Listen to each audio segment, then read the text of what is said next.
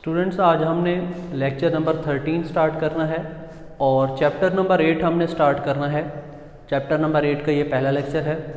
तो उसमें हमारे पास डेफिनेशंस हैं। सबसे पहले जो डेफिनेशन है वो टेम्परेचर की है।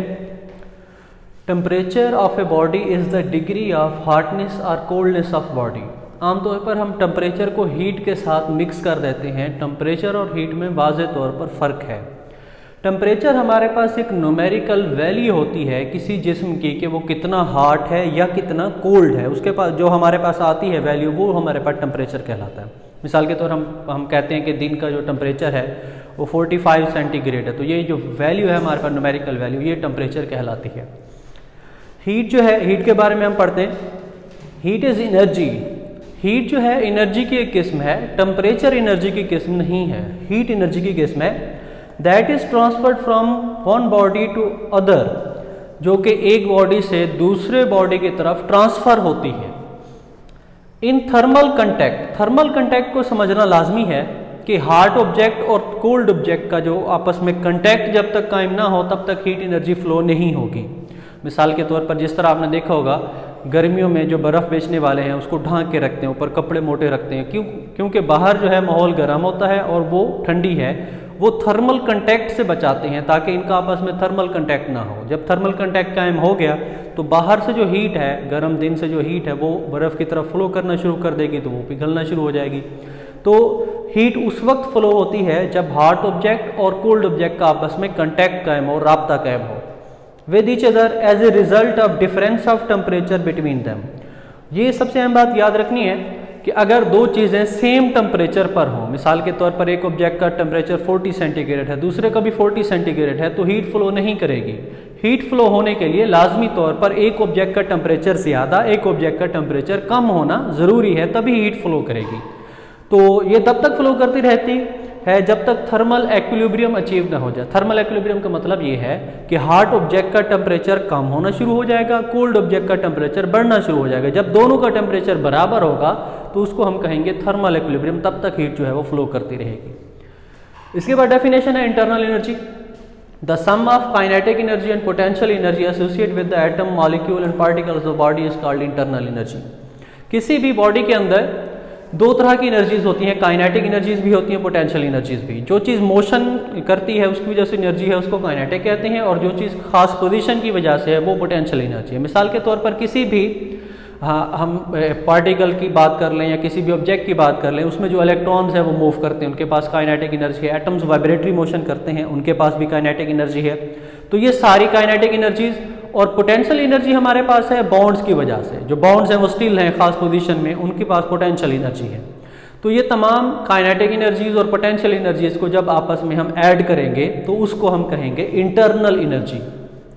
उसके बाद हमारे पास टॉपिक स्टार्ट हो रहा है। ये बहुत अहम लॉन्ग क्वेश्चन भी है, ये बोर्ड में अक्सर लॉन्ग क्वेश्चन के तौर पर आता रहता है। Thermometer, a device that is used to measure the temperature of body is called thermometer.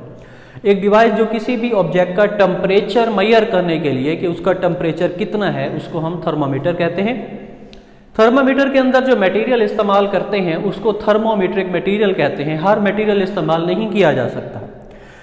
तो उसकी डेफिनेशन हम करते हैं substances that show a change with temperature, जिनका पता चले कि टेम्परेचर के साथ उनका कलर चेंज हुआ है, उनका वॉल्यूम चेंज हुआ है, तो उनकी डेंसिटी चेंज हुई है। तो जो टेम्परेचर में राइज एंड फॉल के साथ हमें कोई ना कोई शो दे सके जिससे हमें पता चले, तो उन मटेरियल्स को हम यूज़ करते हैं थर्मोमेट्रिक मटेरियल के तौर पर। मिसाल के तौर पर मरकरी को यूज़ किया जाता है आमतौर पर थर्मोमेट्रिक मटेरियल के तौर पर।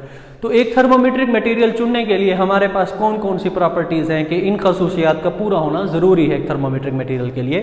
तो ये प्रॉपर्टीज़ हमारे पास हैं। It should be visible. Visible का मतलब ये है कि हम उसे थर्मोमीटर में डालें। मिसाल के तौर पर ये हमें थर्मोमीटर है, तो उसमें जो हमारे पास उसकी वैल्यू है तो वो हमें पता चले कि ये वैल्यू कहाँ पर थी पहले और अब जो है टेम्परेचर बढ़ने से या कम होने से कहाँ पर पहुँच गई है। तो इसका विजिबल होना ज़रूरी है। It should have uniform thermal expansion. Uniform thermal expansion, expansion कहते हैं फैलाव को। हरारत के साथ तकरीबन तमाम चीज़ें फैलती हैं।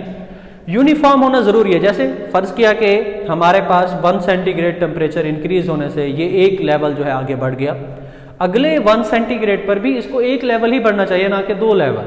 तो ये हमारे पास कहलाती है यूनिफॉर्म थर्मल एक्सपेंशन के बराबर टेम्परेचर पर बराबर इंक्रीज या डिक्रीज जो शो करे तो उसको थर्मल एक्सपेंशन कहेंगे। It should have low freezing point. Freezing point वो होता है जिस पर कोई लिक्विड हमारे पास जो है वो सॉलिड में चेंज हो जाता है, उसको हम कहते हैं कि वो फ्रीज हो गया है। तो मरकरी क्योंकि लिक्विड फॉर्म में है, इसका फ्रीजिंग पॉइंट लो होना चाहिए। किसी भी थर्मोमेट्रिक मटेरियल का फ्रीजिंग पॉइंट बहुत लो होना चाहिए क्योंकि उसकी मदद से हम ठंडी चीज़ों को आसानी से मेजर कर सकें। हमारे पास मरकरी का फ्रीजिंग पॉइंट -39 सेंटीग्रेड है जो कि बहुत ही लो है। हाई बॉइलिंग पॉइंट, उसका बॉइलिंग पॉइंट बहुत हाई होना चाहिए। मरकरी का 357 सेंटीग्रेड है, इसका मतलब यह है हम बहुत हार्ड ऑब्जेक्ट्स को भी आसानी से मेजर कर सकें। तो मरकरी जो रेंज है, मरकरी थर्मोमीटर की रेंज वो है -10 सेंटीग्रेड टू 150 सेंटीग्रेड। सबसे कम -10 वाले ऑब्जेक्ट तक और 150 ज़्यादा से ज़्यादा ऑब्जेक्ट तक मेजर कर सकता है। It should not wet glass, ये गिलास को धुंधला ना करे ताकि मेजरमेंट में करने में हमें आसानी हो।